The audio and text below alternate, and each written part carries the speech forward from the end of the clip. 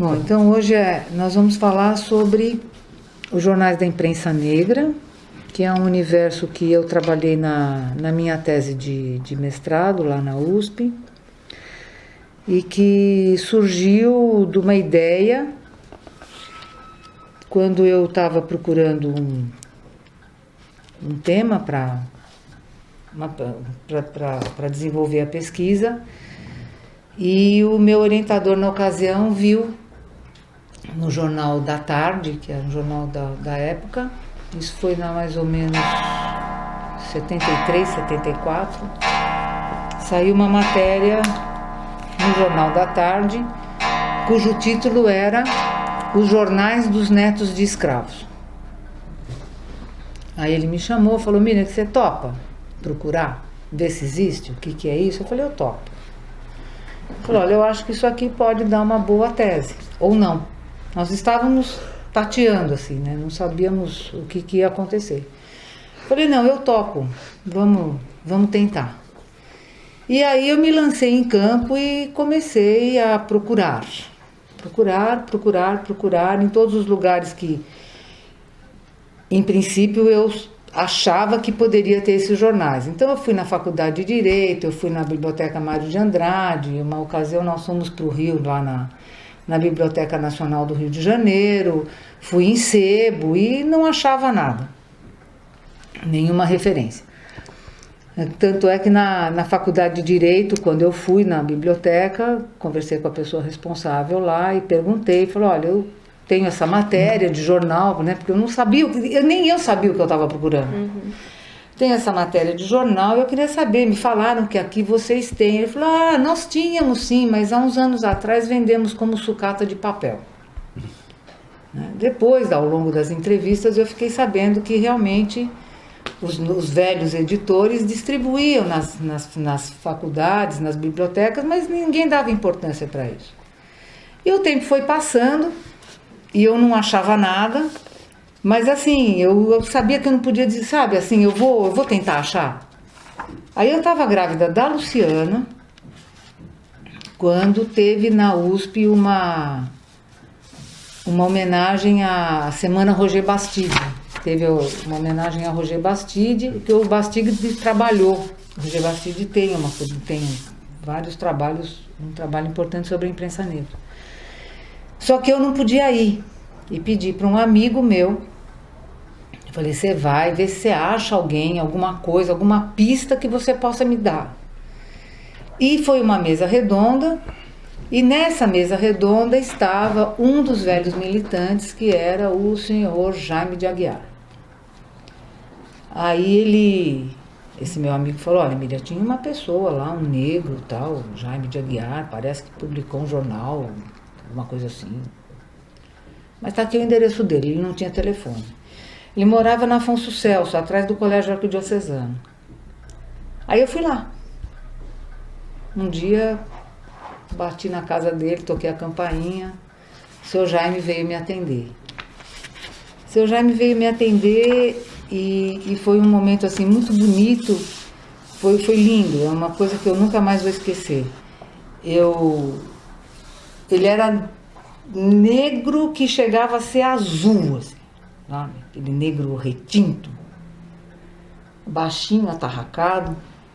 Seu Jaime, eu sou Miriam, tal, estou tentando fazer um trabalho, estou procurando jornais da imprensa negra e me falaram que o senhor teve um jornal. O senhor pode me ajudar? Ele pôs as duas mãos na cabeça assim, ele falou: mas filha, eu não sabia que o que eu fiz era tão importante. Vem aqui.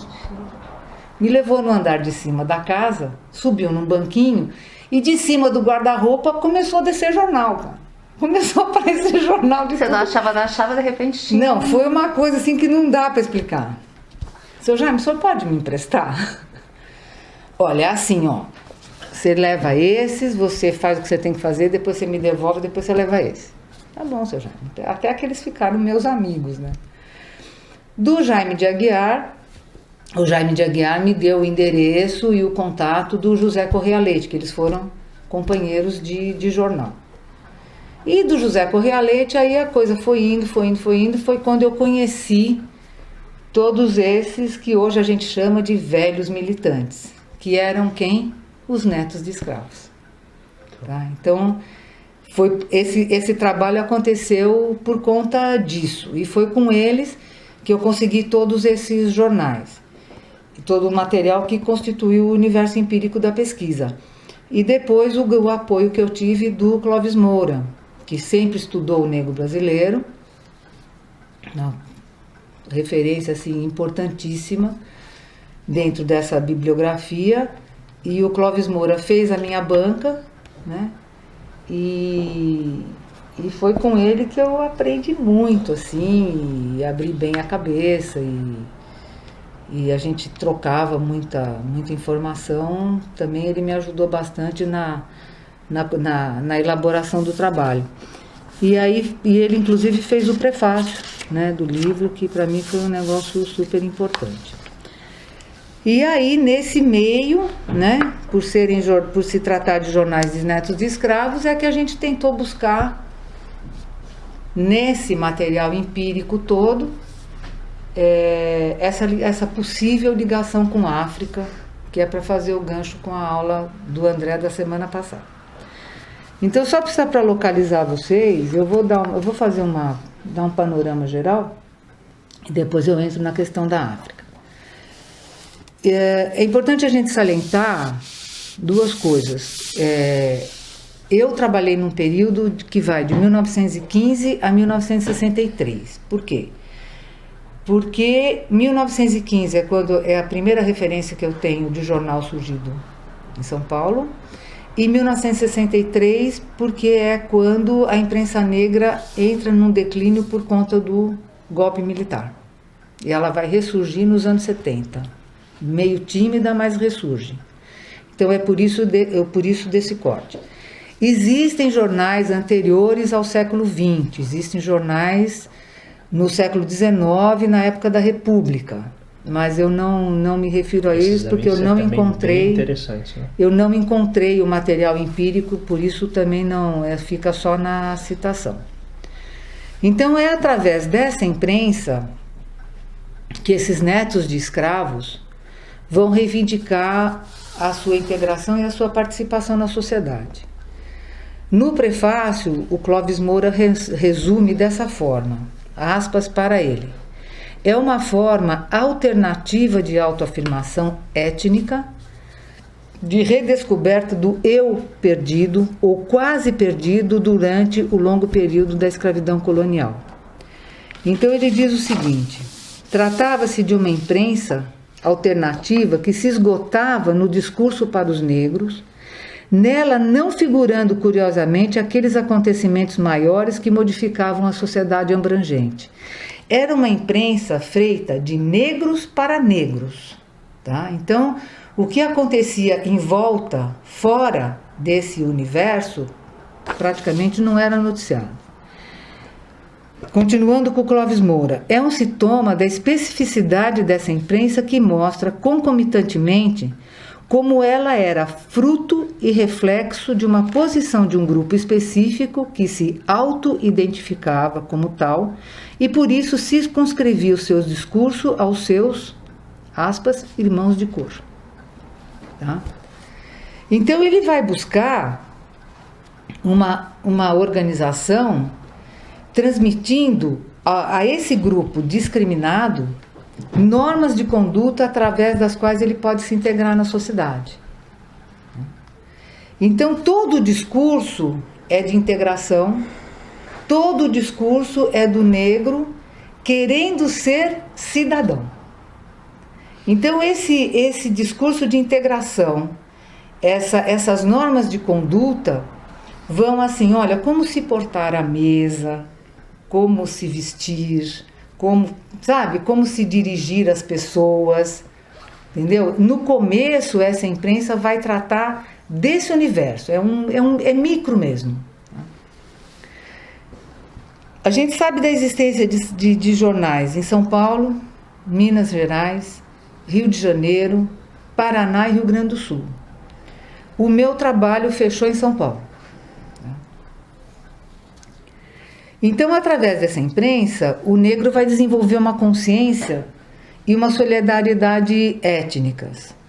Ao longo desse período, o grupo vai se organizar para preservar ou manter as suas características frente à discriminação social, política e econômica que ele conhece na sociedade brasileira. Então nós estamos falando de jornais, principalmente que num período de 15 a 63, que eu separei em 3 períodos que marcam essa imprensa. Um primeiro período que vai de 1915 a 1923, onde, de um modo geral, esses jornais vão trazer uma tentativa de integração e a formação de uma consciência. Em 1924 é fundado o Clarim da Alvorada, que é o jornal do Correia Leite e do Jaime de Aguiar. De 24 até 37. Então eu marco com o Clarim da Alvorada, porque justamente o José Correia Leite e o Jaime de Aguiar é que vão trazer vai trazer no jornal O Clarim da Alvorada uma tentativa de uma reação mais política, mais de consciência, menos social, tá? Menos corporativa, alguma coisa assim. E por que também o importante desse período? Porque em 1931 é fundada a Frente Negra Brasileira. A Frente Negra Brasileira que tentou uma participação política, ela se constituiu como partido e participou de eleições, participou de uma eleição. E em 1933, ainda dentro desse período de 24 a 37, a gente tem a fundação e a edição do jornal A Voz da Raça, que era o órgão oficial da Frente Negra Brasileira. Eu corto em 37 por conta do Estado Novo, tá? E volto em 45, que aí é o último período, que vai de 45 a 63. Em 63 essa imprensa para ressurgir nos anos 70. Só que nesse grande período de 15 a 63, que nós temos 48 anos, os acontecimentos importantes e relevantes da sociedade brasileira não são registrados. Tá? O registro é muito pouco. Então, o que acontece?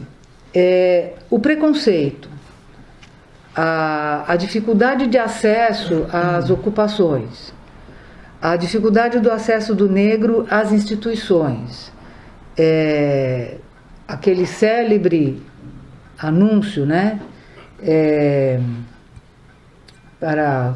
Admitimos pessoas de boa aparência. Esse boa aparência estava sempre subentendido não negro, né? Então o que os jornais vão fazer? Os jornais vão trazer inclusive anúncio de alisantes de cabelo, entendeu? Então é uma coisa, essa é uma das grandes contradições, porque enquanto momento o negro quer ser negro pela sua imprensa e reivindicar o seu direito, ele vai clarear a pele e alisar o cabelo. Entendeu? Então essa contradição, esse movimento contraditório é muito presente nesse momento, na imprensa quase toda. Ele quer ser negro, mas ele precisa passar por uma aceitação do branco. Ele precisa ser aceito como tal, e para ser aceito como tal, ele vai alisar o cabelo e clarear a pele, entendeu? Participar da sociedade. Exatamente. Então eles então essa tentativa, né, essa visão, essa ação contra o preconceito e tudo mais, vai determinar a criação de várias entidades negras independentes, que são clubes de lazer, cooperativas, escolas de samba, né? Então é nesse meio que esses jornais vão ser distribuídos, entendeu? Então são jornais de pequena tiragem, porque eles não têm fundo financeiro para isso. São jornais distribuídos de graça, porque o grupo negro não tem dinheiro para comprar, e tem uma existência frágil. Por quê? Porque se dirigem a uma classe pobre. Então tem um depoimento aqui do Correia Leite, que diz o seguinte: os jornais negros, o depoimento é do Paulo Barbosa. Os jornais negros surgiram porque os negros não tinham a sua imprensa, que comunicasse o que queriam fazer, as suas reivindicações, coisas que os outros jornais não aceitavam. Francisco Lucrécio, que foi um outro que eu entrevistei também, que foi da Frente Negra, ele dizia assim: as sociedades negras da época se reuniam para danças, reuniões, sessões de poesia, etc. Daí a necessidade do jornal como meio de comunicação. E o Correia Leite fala: São Paulo era uma cidade cosmopolita, de minorias raciais e nacionais, com colônia alemã, espanhola, italiana, etc., que tinham seus jornais e sociedades fortes. O negro então fundou seus jornais e sociedades para fazer também as suas reivindicações. E aí, num outro momento, o José Correia Leite me conta que, como tinha os bailes, né, eles levavam os jornais e distribuíam nos bailes. Mas na hora que a música começava, o jornal ia para o chão, né, e era pisoteado e rasgado e tudo mais, eles sequer liam porque não era sabe, não era o momento, né? Acho que nem sei se tinha muita essa cultura, né? Não tinha, né? Entendeu? Não tinha, justamente porque, você vê, nós estamos falando de 1924, né? É muito começo do século e é praticamente a primeira geração, né? Recém-saído, né, da escravidão. Coisa, qual era o nível de analfabetismo entre os negros? Muito então, grande. Pensando numa imprensa negra, o público era muito pequeno. Era. Quantos negros conseguiriam ler aquilo, né? Poucos. E assim, os mais letrados eram esses, entendeu? O Correia Leite, o José Correia Leite, o Jaime de Aguiar, sim. Mas era uma minoria. Núcleo, né? Não, o dentista era o Lucrécio. Francisco Lucrécio era o dentista. 1924. Então,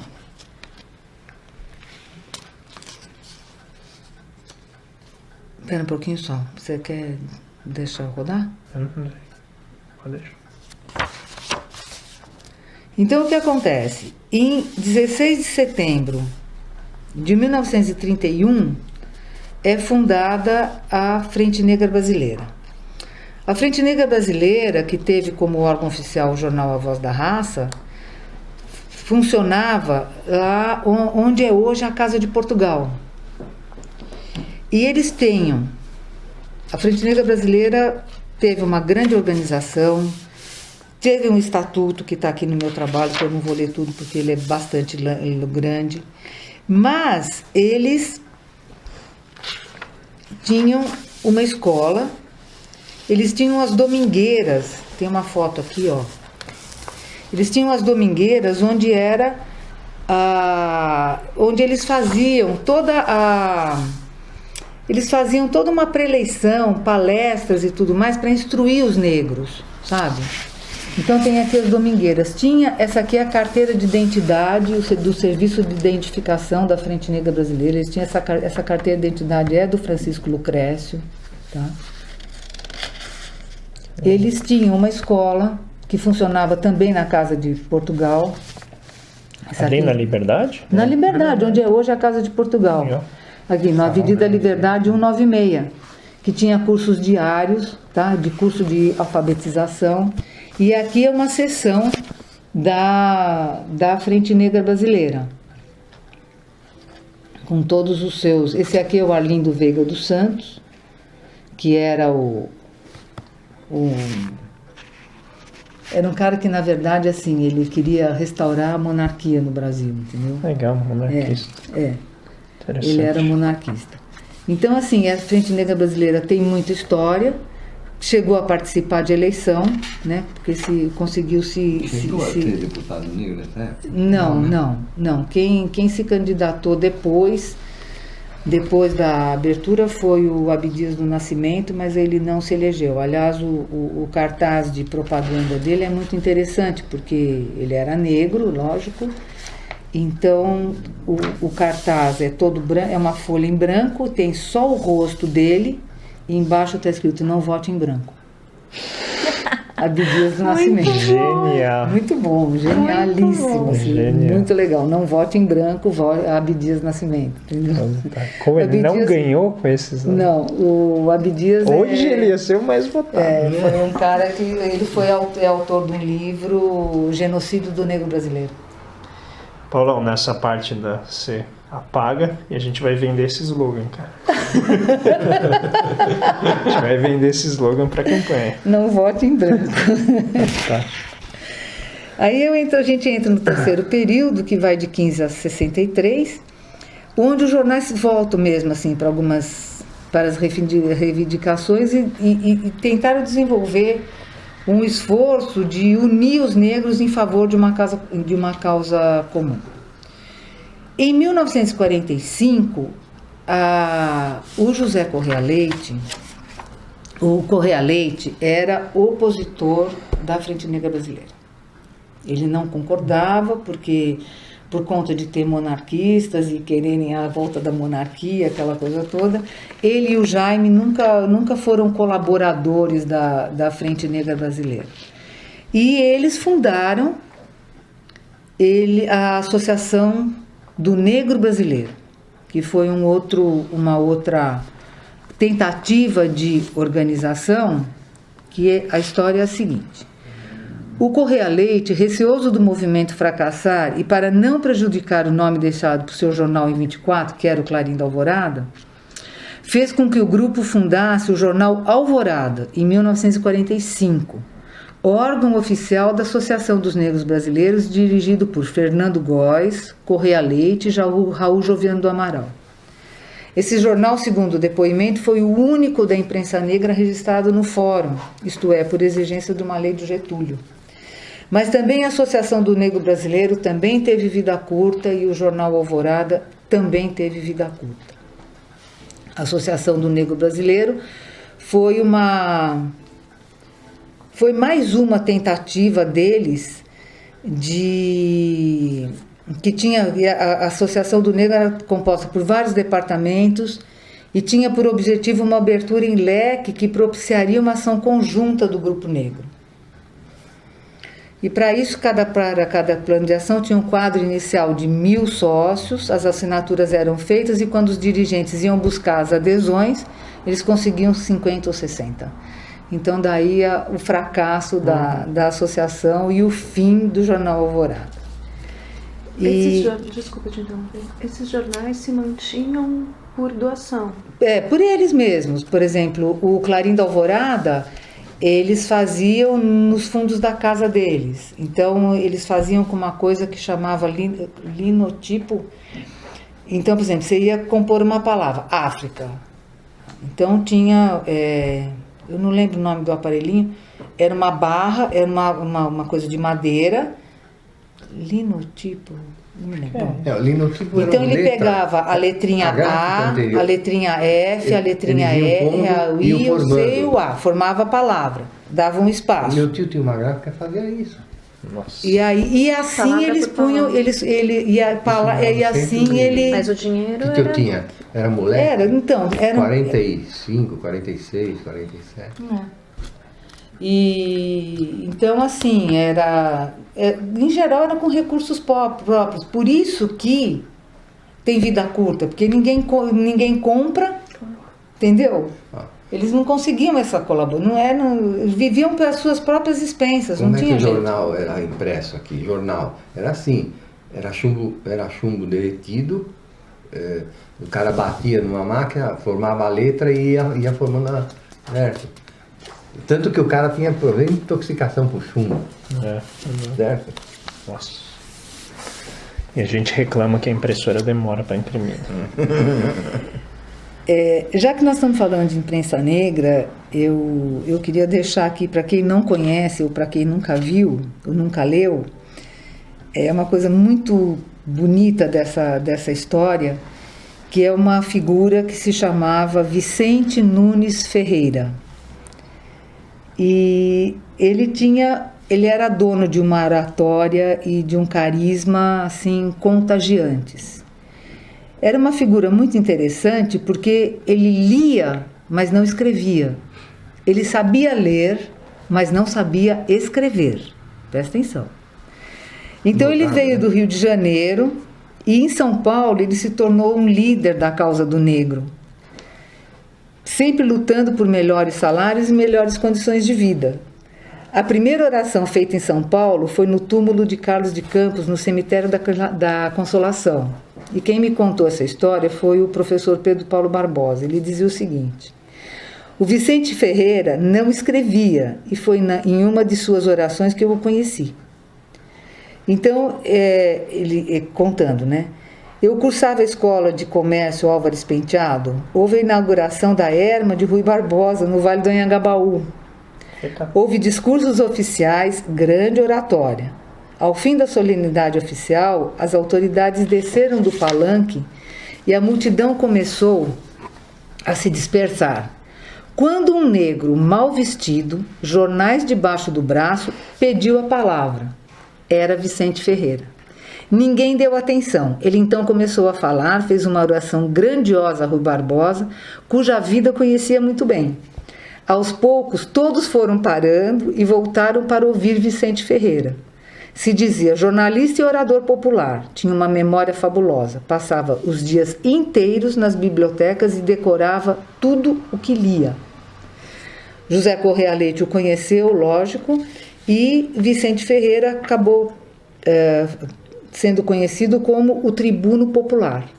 Então, quando assim, tinha alguma coisa da causa negra para ser defendida ou alguma coisa que queriam que... Mobilização, Vicente Ferreira entrava. E o interessante é que ele sabia ler, mas não sabia escrever. Popular. Tribuno popular. Ele morreu em Petrópolis com tuberculose por volta de 1934 e 1935. Então essa imprensa se manifesta aqui em São Paulo, nessa manifestação da imprensa negra paulista, mas de um modo geral, assim, esse negro é brasileiro, ele visa a integração colocando os seus ideais, principalmente o profissional e educacional, tá? E um tema que permeia, que alinhava, que está sempre presente nesse período é a questão da união. Bom, aí o que acontece? Nós falamos isso para chegarmos na África, né? Porque, afinal de contas, esse negro é neto de escravo, ele está aqui no Brasil, e como é que ele vê esse seu país de origem? Então, o que acontece é que esses jornais, ao longo desses 48 anos que eu trabalhei, tem pouquíssimas referências à África. A imprensa negra não busca um movimento de retorno, mas ele tem na África um referencial de memória, tá? E eles trazem o seu passado e a sua ancestralidade, mas ele não é africano em nenhum momento. Então, a imprensa negra registra que, aspas para o jornal, o Bandeirante, os nossos antepassados tiveram por berço a terra africana. Ao mesmo tempo em que é preciso que se note, nós temos por berço e pátria este país. Não somos africanos, somos brasileiros. Nós, filhos e netos de colonos africanos, nada sabemos porque não queremos aprender um ofício para ganhar honrosamente a nossa vida. Então, eles tentam essa integração, mas eles não são africanos em nenhum momento. O que essa imprensa negra, o que essa imprensa vai registrar no que se trata de África? Com referência à África, ela se limita a registrar algumas coisas pontuais, assim, entendeu? Então é um balé africano que vem para o Brasil, que vai se apresentar no lugar X. Então ela registra. É a morte de um rei de uma tribo africana. Então ela registra. Tá? Agora, esse retorno à mãe África, ela não registra, porque eles são brasileiros, tá? Eles estão aqui em busca dessa identidade mais enquanto cidadão brasileiro, né? Então, por exemplo, em 1956, a imprensa noticia o primeiro congresso de escritores e artistas negros em Paris, né? E a formalização... 56. E a formalização dos ideais de uma revista que chama Présence Africaine, ligado ao movimento da negritude, mas a nossa imprensa, a imprensa negra aqui em São Paulo não registra, entendeu? Eles não fazem essa, não trazem essa notícia. Mas no sentido de que não havia essa percepção de integração. Provavelmente, eles não têm essa notícia. Nos anos 60, quando começam as guerras de independência, que a ONU descobre que a África existe, então começam alguns registros sobre os movimentos de independência. Em 1962, tem uma referência à presença do Afonso Arinos de Melo Franco na ONU. Tá? Porque nesse momento, nessa conferência, o Afonso Arinos faz um apelo para que Portugal aceite a marcha da história, porque ele estava se referindo à libertação de Angola. Mas isso também é uma referência, assim, sabe, o nosso embaixador tal, e é bem tênue isso aí, né? Essa ligação com a África é muito tênue. Então aqui eu vou ler para vocês algumas partes das conclusões, porque aí eu faço um fecho. Eu queria saber se vocês têm alguma pergunta, alguma curiosidade, alguma coisa para saber. Tem, mas acho melhor você concluir e a gente discute, eu acho. Que eu tenho até algumas coisas de conexão, assim, coisas que a gente viu. Então, mas acho que é legal se concluir para a gente... Tá, então eu vou ler algumas partes, porque eu acho que fica melhor, para reescrever, né? Então, assim, essa imprensa negra manifesta em 1915 as primeiras reivindicações de um modo ou de outro até 63, que foi o período que a gente abrangeu. Essa imprensa é um órgão de protesto, oriundo do tratamento desigual entre o grupo minoritário negro e um outro grupo dominante branco. Essa imprensa negra reivindica os direitos dos negros que se manifestam contra esse tratamento.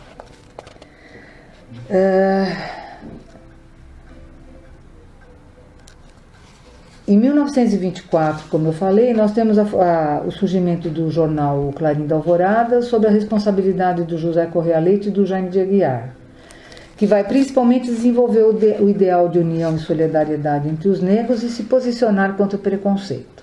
O grupo responsável por esse jornal teve uma certa influência na imprensa e os movimentos da época, como também nos posteriores, mas por ação do Correia Leite, do Jaime e de outras pessoas que os cercavam. Em 1923, teve um jornal muito importante em Campinas, que foi o Getulino, que foi fundado por Lino Guedes e por Gervásio de Moraes. Também foi um jornal de bastante expressão. Em 1933, A Voz da Raça, com a participação e a colaboração dos integrantes da Frente Negra Brasileira e de outras pessoas que eram simpáticos ao movimento. Aqui a gente destaca alguns nomes: o Dr. Francisco Lucrécio, que era dentista, o Raul Joviano do Amaral. O Raul ele fazia parte da Irmandade dos Homens Pretos do Rosário, da igreja lá do Paissandu. Sim.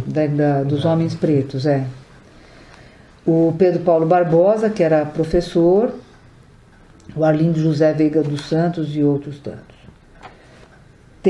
Depois, numa sequência, em 1945, nós temos a criação da Frente Negra Brasileira. Temos uma revista importante em 46, que é a revista Senzala, que faz uma revisão da Convenção Nacional do Negro de 1945. Essa parte a gente já falou.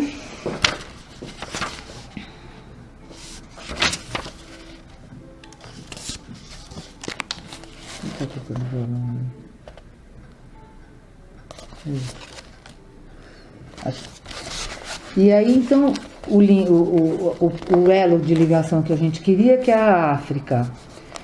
Então, assim, de um modo geral, as referências de África acompanham a trajetória histórica dos acontecimentos no continente africano, mas as raras notícias sobre as independências na imprensa negra coincidem com os anos 50 e 60, que é quando o mundo se volta para a África, né? Algumas ideias trazidas no noticiário refletem um clima com raízes no discurso do panafricanismo que permeia com nuances a imprensa negra no período considerado. Boa parte do noticiário relativo à África reflete mais um objetivo de transpor elementos mais ou menos isolados no processo histórico-político africano, no sentido de dar consciência ao homem negro brasileiro enquanto negro. Assim, nós temos referências aos reis da Abissínia, como Menelik e Rastafari, tanto é que Menelik é o nome do primeiro jornal de 1915. E mesmo parte do noticiário relativo aos problemas raciais da África do Sul estão dentro daquele objetivo. A esse propósito, Bastide escreve que a valorização do preto não vai até a África. Dir-se-ia que esses jornalistas têm medo de lembrar a sua origem, de evocar uma África bárbara em seus pensamentos, um país que é imaginado quase como um país de selvagens. Querem permanecer brasileiros, e é preciso subentender, membros de uma nação civilizada. Numa palavra, a valorização não se estende para além do período brasileiro. O glorificado não é jamais o africano, mas o afro-brasileiro.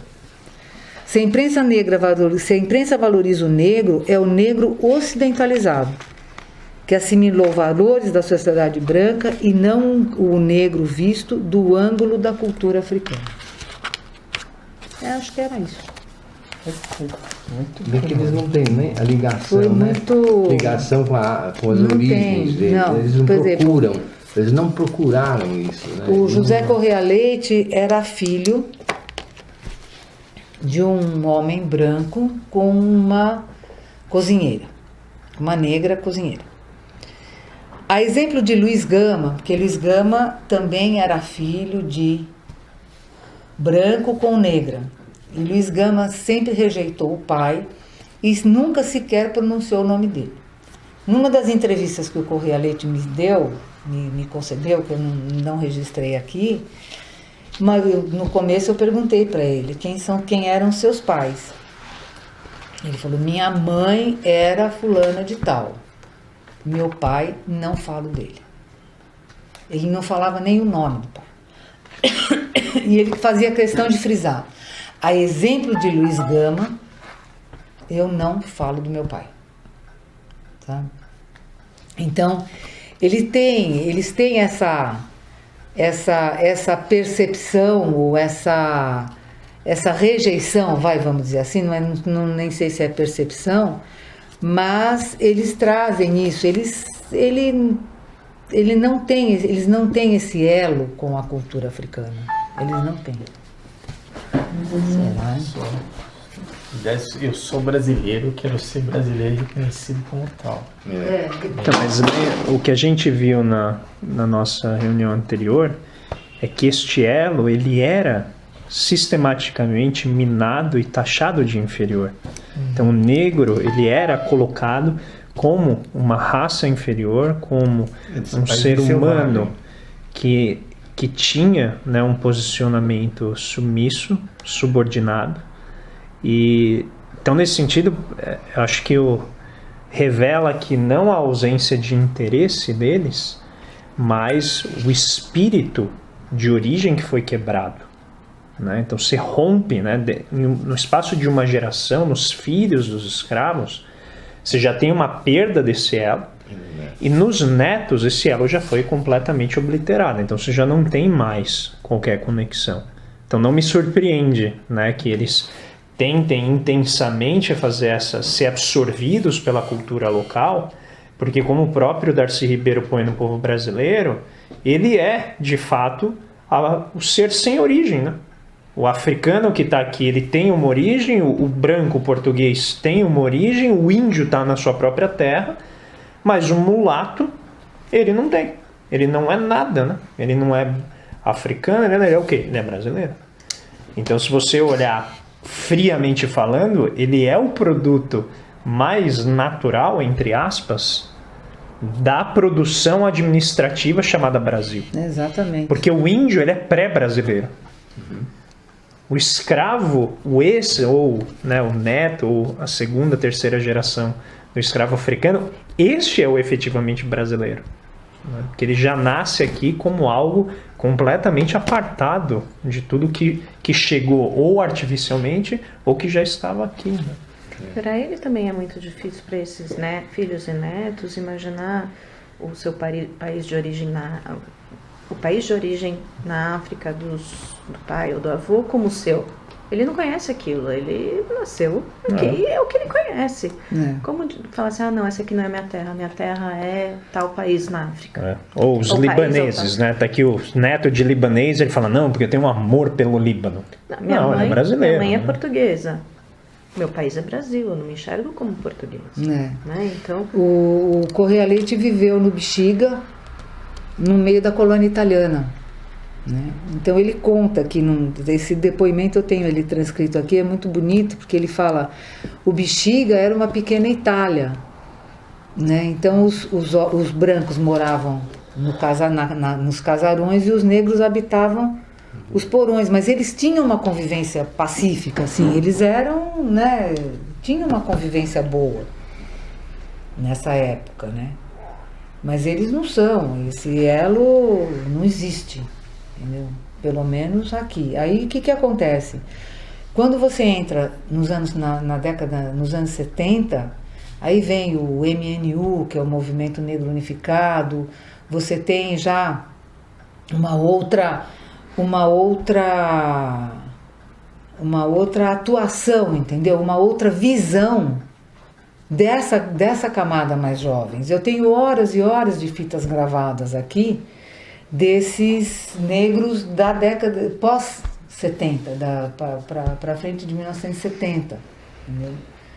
Agora, assim, eu não tenho nem... Eu precisaria até ver como é que eu recupero isso, porque está tudo em fita cassete, sabe?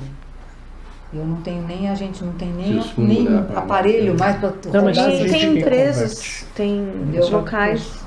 Eu tenho horas e horas de gravação dessa geração. Mas essa geração falava de África? Não, Zé, mas eles... Não, eles não falam de África, mas eles são afro-brasileiros. É outra reivindicação.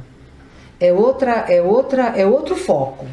É completamente diferente dos velhos militantes. Então, mas eu acho que isso está associado ao que a gente está estudando, que daqui a pouco vai entrar na Umbanda, que é fruto dessa miscigenação étnica, geográfica e cultural. Né? Então você tem o afrodescendente que está numa terra que não é original dos seus ancestrais, dos seus antecessores aqui, né? Ancestrais mesmo, e que não tem mais, por exemplo, o elemento místico da África. Né? Então você teve que quebrar as noções de comunidade que esses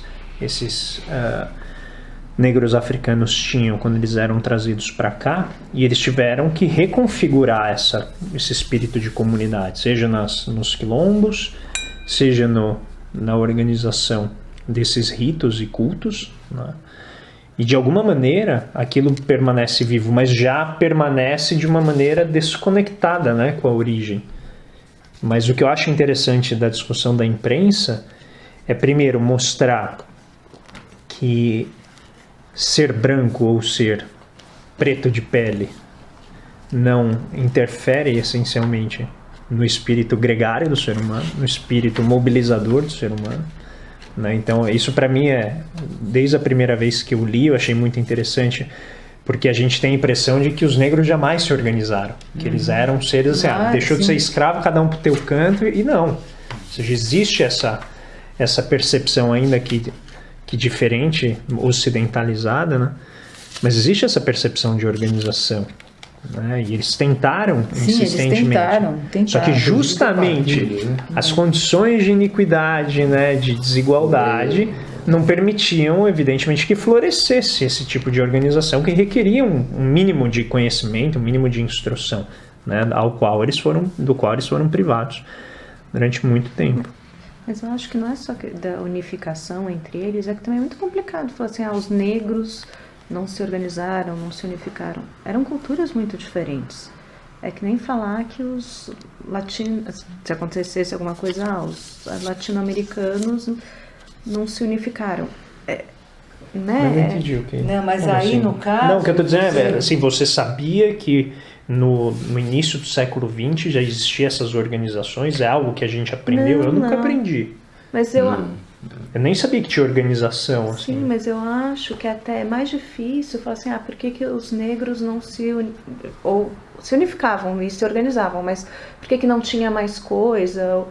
Porque eles eram diferentes entre eles. Nós enxergamos como os negros. Não, mas aqui já eram brasileiros. Sim, mas de grupos diferentes, Não, mas eu acho que culturas aí não cabe. Acho que aí não cabe. Acho que aí não cabe. Já homogeneizou mesmo. É a segunda geração. Aí já são netos. Você tem o pai, você já está na terceira geração. Na terceira camada dessa geração. Então... essa origem já se perdeu. eu acho que já se perdeu. Cara veio da Zâmbia, de Angola, isso aí já... E o entrave maior é o preconceito. Apagar isso, né? Entendeu? Eles se unem pelo preconceito. Essa é a grande barreira. A grande barreira é o preconceito. E hoje, inclusive, é velado, mas que existe. Né? E eu até posso contar para vocês um fato que aconteceu comigo. Tinha uma senhora, o nome dela era lá Nair. Ela era a dona de uma livraria que ficava lá na Aclimação, enfim. Ela era negra, né? Ela era livreira. E eu telefonei para ela, né? Porque eu precisava de informação, né? Liguei, dona Naíra, eu sou... Blá, blá, blá. A senhora pode me atender? Posso, vem aqui. Só que ela me tomou por negra ao telefone. Ela achou que eu era negra. Muito bem. Eu fui, né? Eu fui lá entrevistar a dona Naíra. Quando eu cheguei lá, ela falou, e você é branca. Eu falei, sou. Eu não vou falar com você. Mas por que, dona Naíra? Eu não vou falar com você porque eu não gosto de branco. Não vou te dar entrevista. E me dispensou. Senti a discriminação aqui, na cara, sabe? Assim, não, eu não vou falar com você. Eu não gosto de branco. Eu acho que tem uma condição em São Paulo, principalmente esse São Paulo das primeiras décadas olha que foi do bem século leve, XX, que não podem ser esquecidas. São Paulo tinha, os negros libertos, eles tinham comunidades localizadas em determinados bairros, né? Tinha um bairro que eram específicos. Saúde, São Judas, Jabaquara, Bexiga. Penha. Vila Mariana. Liberdade. Onde teve que existe até negro, hoje, né? a escola de samba Barroca Zona Sul, que o fundador foi o Pé Rachado. Sim. Eu conheci também. Pé Rachado, uma figura. E tem um problema que São Paulo, nas primeiras décadas, a locomoção em São Paulo era complicada, era difícil. Imagina para você ter essa união, sendo que é como se fosse quase outra cidade, né? Imagina aí do Jabaquara para o centro, do Jabaquara para Liberdade. Era uma viagem, né? Uma viagem. No meio de barro e já tô lá. E é sujeira, né? Tinha sistema de... Tinha saneamento, tinha nada. Latrina, né? Era complicado, uma cidade complicada. Mas por que você está levantando isso? O fator de união, entendi. dessas várias comunidades. Eles ficavam fisicamente longe, num lugar difícil de se locomover, com São Paulo no começo das primeiras décadas. É que eu acho que isso que se levantou era mais determinante, No começo. talvez no século XIX, Pode início ser, assim. mas no Acho que começo. depois esse elemento ele vai das origens, né? Eu imagino que a primeira geração, a geração de escravos que vieram para cá, que tinham assim as origens muito demarcadas, de fato, isso causava conflito entre eles. O próprio, agora eu não lembro se é o Alencastre, não sei se é o Alencastre ou outro autor coloca que essa era uma forma de você quebrar o espírito do escravo, era colocá-lo com, por exemplo, pessoas de tribos rivais ou escravos que eles nunca tinham visto. E tem, de fato, traços fisionômicos, fenotípicos, assim, muito diferentes entre eles. Né? Então, obviamente tem o problema do perfil racial, que né, os brancos não conseguem muitas vezes notar diferenças particulares, né, entre os negros, que para os negros são muito evidentes. Né? Como os negros muitas vezes não conseguem notar diferenças particulares que nós brancos conseguimos notar entre pessoas que têm a mesma cor de pele. Ou a gente olhando, por exemplo, os orientais. Né? A tendência, se você não tiver uma educação visual para saber distinguir um coreano de um chinês, difícil. então eu acho que no início isso era super relevante. Depois, com o tempo, acho que pela própria miscigenação, né, isso vai se apagando. E aí você tem outros conflitos, né, outras controvérsias e contradições que vão emergindo. Eu tenho aqui, esse material ainda está aqui, porque eu cedi para uma exposição. Eu queria mostrar para vocês. Aqui o José Corrêa Leite pintava aquarelas. Inclusive eu tenho um original dele que eu vou mandar pôr num quadrinho, que ele me mandou de presente de Natal. Esse aqui é o Corrêa Leite. Ele morava aqui embaixo na Vergueiro. E aí tem algumas aquarelas dele, mas tá tudo em branco e preto. Do jeito que eles me devolveram, eu deixei. São aspectos da cidade, né? Eu nasci no aniversário do mediano normal. Olha aqui, essa aqui tem. Olha aqui, ó, olha como eles se vestiam. Esse aqui é um grupo da Frente Negra Brasileira com as crianças da escola. Essa aqui é a carteira de identidade que eu mostrei para vocês no trabalho.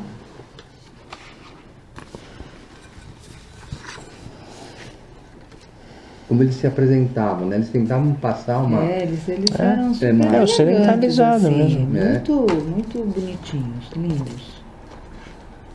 Eu quero achar a foto do... Não, mas aqui a gente vê traços bem diferentes. Cadê a foto que eu emprestei para eles? Teve uma exposição. Ele pintava igrejas de todo o Brasil. Ele ia a essas igrejas, ele pegava de algum retrato de alguém? Não, acho que ele copiava de... Você tem São João del Rei, Achei. Sabará, Ouro Preto, né? Aqui, ó. Esse aqui é o José Corrêa Leite. E eu. Chamile. Esse aqui foi Tem que divulgar isso para o mundo. Isso aqui foi uma homenagem que fizeram ao Corrêa Leite quando ele morreu, que distribuíram no dia da missa dele. Essas fotos foram feitas aqui em casa no dia da minha defesa. Eles foram todos a minha defesa. Ai, que legal. Todos. Eu estava sentada lá na banca, né, para ser arguida pela banca. Quando eles começaram a entrar, gente, eu não acreditei. Francisco Lucrécio, professor Pedro Paulo Barbosa e o Henrique Cunha. Aqui o Francisco Lucrécio e o Corrêa Leite. E aqui a turma toda, ó. Clóvis Moura, Raul Joviano Amaral, Pedro Paulo Barbosa, Francisco Lucrécio, Corrêa Leite e o Henrique Cunha. E o Jaime? O Jaime já tinha falecido. Ele já tinha falecido. Essas fotos foram feitas todas aqui em casa. No dia da minha defesa, Ó, o Correia Leite e o Francisco Lucrécio, olha que coisa mais bonita. Mas só aí tem 200 anos de história. Esse aqui foi no dia do lançamento do livro. Raul Joviano Amaral, que é da Irmandade dos Homens Pretos do Rosário, Clóvis Moura, Correia Leite e o Lucrécio.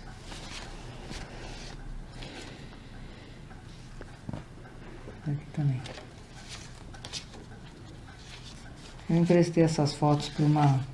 E olha como eles foram trajados no dia do lançamento do livro. Que legal.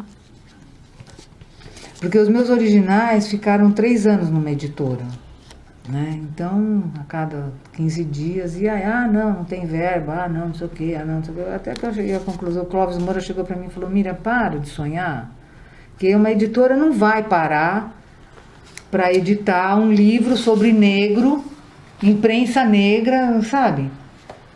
Aí o professor João Batista falou, Miriam, vamos fazer uma edição acadêmica, que foi que saiu esse aqui. Nossa, mesmo. Esse aqui é depois da defesa. Esse aí foi no dia da defesa. Ainda tinha grade aqui na janela. Os meninos eram tudo pequenininhos, Dani e Ju eram bem nenês ainda. Esse aqui é o Lucrécio. Ele faleceu, foi o que morreu mais ou menos por último, assim. Muito interessante, muito A letra. elegantes. É muito... Bom, elegantes para os padrões nossos, Foi um momento muito legal, assim, porque eles me acolheram, sabe? Eu fui muito acolhida por eles, assim, porque eles sentiram o quê? Eles sentiram o trabalho deles valorizado, entendeu? Então eles me acolheram muito, assim, foi bem legal. Muito legal, mesmo. Foi uma experiência. Assim. Eles tinham contato com esses outros jornais dos outros estados? Mais ou menos, não tinha muito não.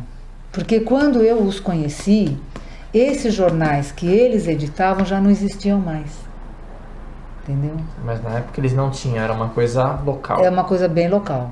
É bem daqui mesmo. A não ser o Getulino, que foi um jornal super importante de Campinas, aí sim, né, que é contemporâneo do Clarim da Alvorada, que o Getulino é 23, o Clarim é 24, então por proximidade de ideal e de época e tal, mas fora isso, muito pouco. Você imagina Agora que não... no Nordeste deve ter alguma coisa. Salvador, com certeza, deve ter. Tem. Uma cidade muito... Tem, é que é o tal negócio, chega uma hora que na pesquisa ou você para ou você não acaba nunca, né? Com certeza. Então o material é bem grande e tal. É meu pai aqui. Teu pai tá aí no cantinho. Essa foto foi para a exposição da Ana Baroni, só que aí eles editaram e cortaram aqui. Esse aqui é meu sogro. Legal.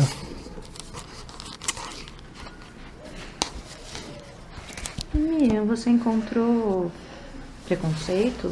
Que você está estudando isso, não sei o que. Alguém falou alguma coisa nesse sentido? Então, só a dona Nair mesmo que falou, não vou falar com você. Falando preconceito branco contra negro.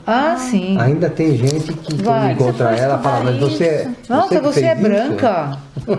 Você é branca? Não, mas não Eu nesse sou. sentido de sim. falar, por que você vai estudar isso? Que besteira, porque isso é várias vezes. importante. Nossa, tanta coisa para estudar, você vai mexer justo com negro? Isso. Ouvi demais. Nossa. Ouvi bastante. Imagina, você acha que você vai ganhar dinheiro com isso? Mas acho que a gente tem que também colocar isso no contexto, né? Porque hoje, aos olhos de hoje, né, a gente olhar tanta coisa que na época era moralmente aceitável, que era a regra, né, era o costume, então não deixa de ser, né, acho que é algo reprovável, mas faz sentido na época chegar, tentarem te aconselhar, você vai mexer com isso, como é que você vai ganhar vida? Você vai ganhar dinheiro com isso? Não, mas então sabe? Foi, eu vi muito, Fê, não foi uma nem duas, não. Exatamente pelo sacrifício, né, que a gente viu lá das pessoas sabe? que há evolução no espírito das instituições. Não foram nenhuma nem duas e não foram nem sequer pessoas tão estranhas. Você vê, aqui tem gancho, A gente dá tem família. gancho para muita gente procurar alguma coisa. Sim.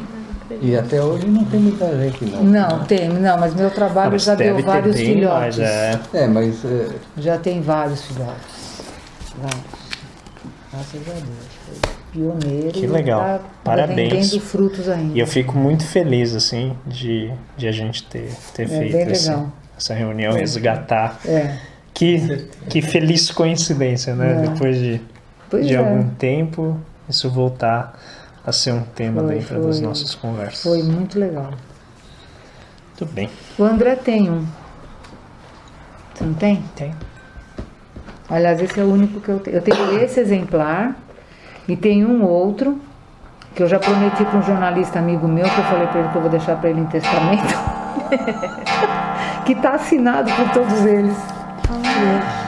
No dia do lançamento, eu pedi que todos eles autografassem o livro para mim. Ao contrário. É, a autora e todos pediu eles pra autografaram. autografar.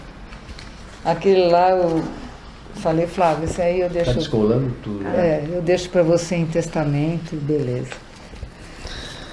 Então, em homenagem a você, a última nossa. prece é sua.